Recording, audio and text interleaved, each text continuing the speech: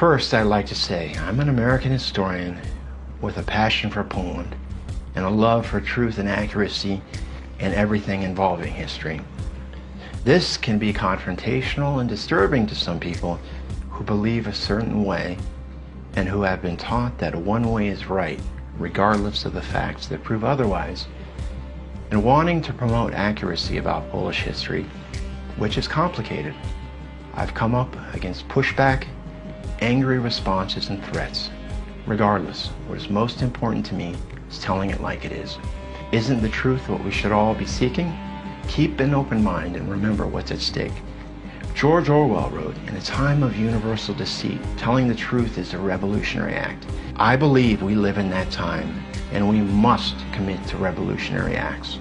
So, let's talk about Poland, Polish history, current events, and an act that is aimed at Poland, but can affect us here in America. Poland was completely ruined at the end of World War II. Polish citizens were targeted for mass extermination by the Germans, who murdered 3 million ethnic Poles and 3 million Polish Jews. The number of Polish citizens lost is estimated at up to 1/5 of its pre-war population. Poland experienced physical destruction like no other country in Europe, with 84% of its infrastructure and 62% of industry destroyed. Poland suffered unquestionably, proportionately, the greatest human and material loss of any country during World War II, and Germany never paid Poland any reparations.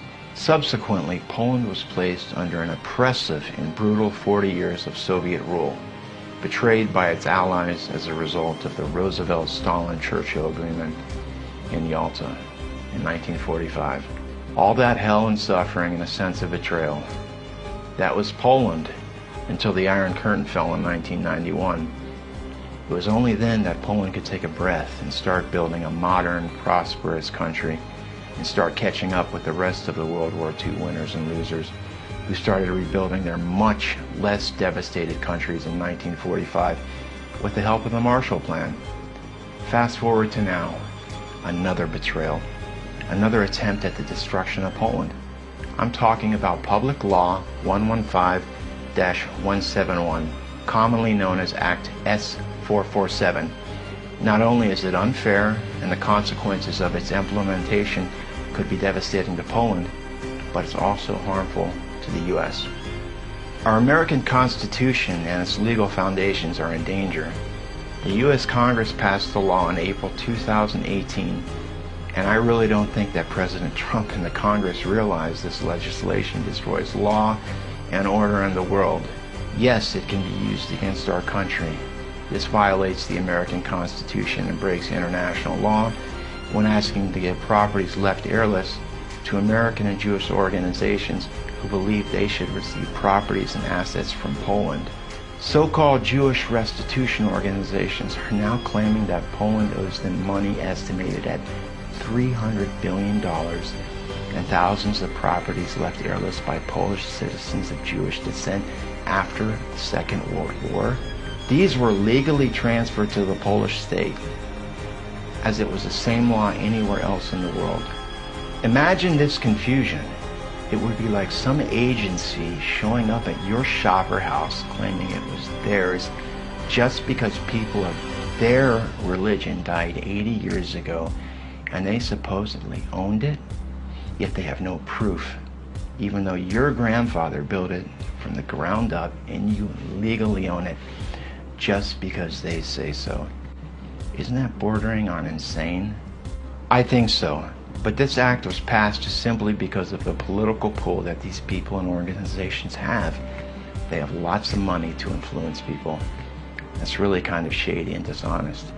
These people bent on extortion believe that all of a sudden now they deserve this massive amount of property and money to be transferred to them from people that also suffered from the German genocide.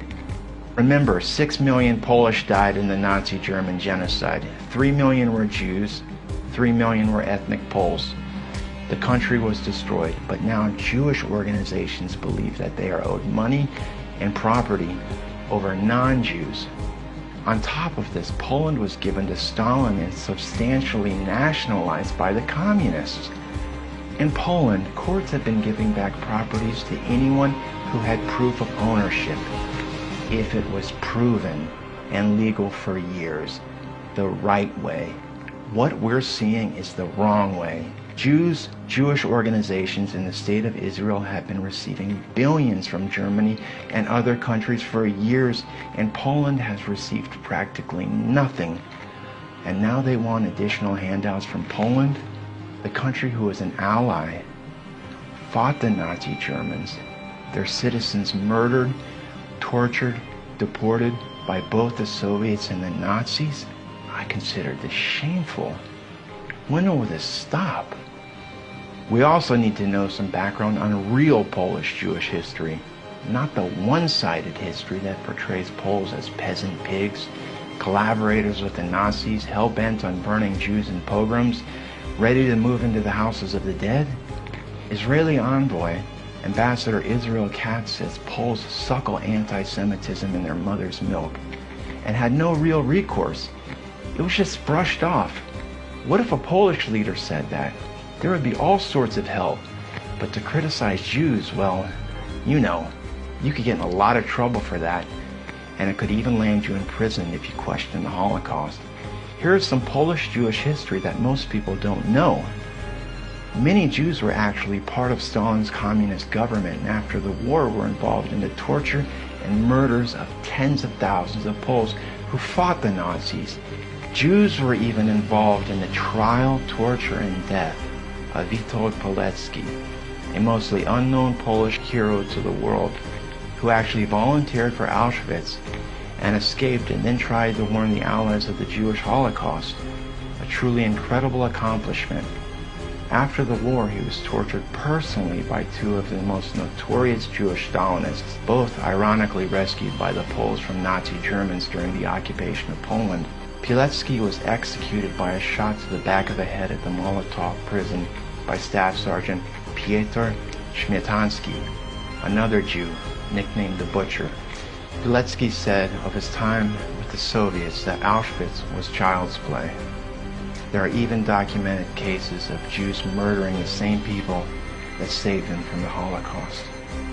Many of these murderers then emigrated to Israel, and when Poland tried to extradite them and try them for war crimes, Israel refused.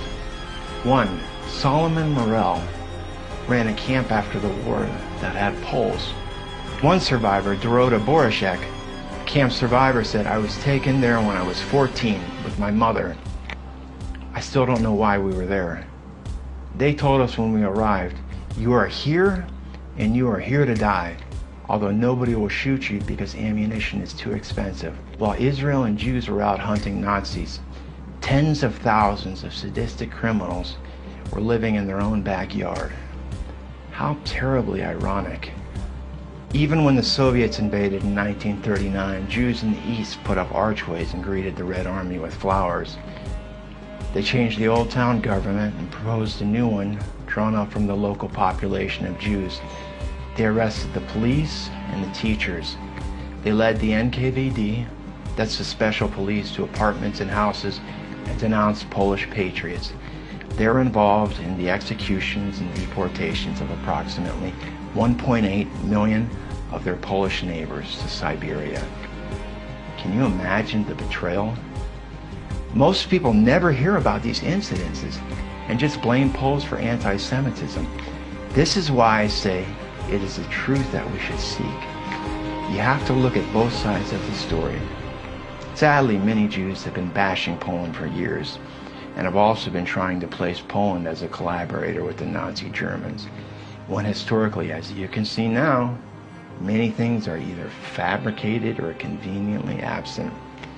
This is just part of an agenda that is actually true Holocaust revisionism, and many pseudo-historians have jumped on the anti-Polish bandwagon, profiting greatly with their biased, hateful, historically inaccurate fictional works. Polish Jewish history, as you can see, is complicated and not one-sided. We have to be objective if we truly want to understand. There is so much to the story that needs to be looked at in detail and assessed. But unfairly, people only get to hear the Jewish side. Of course, everyone knows that the Jews suffered horribly, but we rarely hear about Jewish collaboration with the Nazis, and like with the Soviets, it's really quite involved and active. It's just another part of the agenda, this time trying to shift the blame. Of course, there were bad Poles that collaborated, but that was only 1% of 1%, and anyone who did face the death penalty from the Polish Home Army. Jews were involved in all levels with the Nazis. Jewish councils, Judenrat, Jewish police, Gestapo informers. 1941 and the beginning of 1942, it was estimated that 15,000 Jews were in the Gestapo, killing Poles and Jews alike. In the concentration camp, Jews were put at the head of work groups called capos. They were feared more than the SS. So to hear such erroneous slander against Poles without hearing both sides is just trying to shift the blame, like I said, and we got to stop that. We have to stop the distortion and accept the truth for what it is, blemishes and all. Even after this, hundreds of thousands of Poles helped in saving the lives of Jews. Tens of thousands of Polish martyrs died horrific deaths just for assisting Jews. Only in Poland would you and your whole family receive the death penalty for even giving a Jew water. Imagine that. And after all you've heard about Jewish-Polish relations, whole towns were wiped out for helping Jews. Polish Christian charity and tolerance has been completely rewritten. And to me, as someone so involved with historical accuracy in Poland, I'm appalled. And I'm saddened that such incredibly honorable people are basically spat upon. These are agenda-driven attacks, and they simply are ethically and morally wrong. To anyone truly interested in protecting historical integrity, remembering the sacrifice of heroes, and making a difference in the world, now is the time to make a stand. Incredibly brave, honorable people have been slandered and are hated, partially because Poles were blocked behind the Iron Curtain, and also because they don't have the access and funding to the media like Jewish groups do. They have never been given the chance to speak out, to tell their story. It's about time to hear the Polish story too. Remember, all this propaganda works together now to turn people's opinions against Poland. The barrage of xenophobic attacks on Poland and the Poles must stop. Fight back.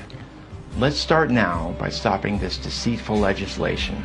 115-171, Act S 447.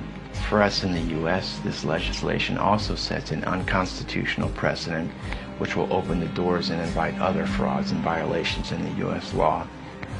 This will spread to the U.S. What would happen if we would seriously treat heirless property claims and introduce this concept into American law? It would mean that the entire United States would have to disappear from the map of the world. Why?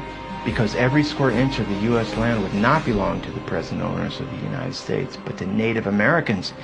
Some people would like that, but most, I assure you, would not. World War II caused the richest harvest of human life in the history of the world. During the 6 years of the war, over 60 million people were killed. Remember, not a single citizen of Israel died in the war because Israel did not exist. The Polish Jews were Polish citizens. There is no such thing in the world as Jewish ownership, as some Jewish organizations claim. Remember, Poland respects and is willing to compensate Holocaust survivors, and always has been, if they can prove that they or their heirs are legal owners. There is a body of laws in Poland which address property restitution. Processes have to be initiated, and the same steps apply to all Polish citizens that are World War II German genocide survivors, regardless of their faith. Like everywhere, if a citizen passes away without heirs or a will, the property transfers to the state. That is international law. So, here Poland today is accused by the media, U.S. Congress, Israeli officials, Jewish organizations of stealing Jewish property in Poland. That again is just propaganda, absurd and historically incorrect. Poland did everything according to Polish law, which complies with international legal standards. Poland is one of the biggest victims of World War II. And remember, when I mentioned heirless property, that's the key.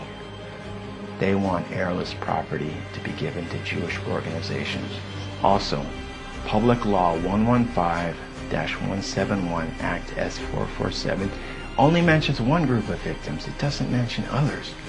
The Nazi German genocide in Poland was horrifying, and all people deserve to remember. Stopping 114-171 Act S447 will prevent robbing Poland by so-called Jewish restitution organizations shamelessly abusing the Holocaust to get rich. Again, hopefully this will also be a step in reminding the world that the Nazi German genocide is not just about one people. Millions of people died in World War II. Marketing suffering and the abuse of victimhood for agendas should stop. We should remember all that perished and not favor one people over another simply because they are one faith or race. If we keep doing that, we would not be much further along from the philosophy of Hitler's supremacist belief that some people are more valuable than others. Please help us stop this extortion and historical revisionism and sign the petition to U.S. Congress and repeal legislation 115-171 Act S447. Protect the U.S. Constitution.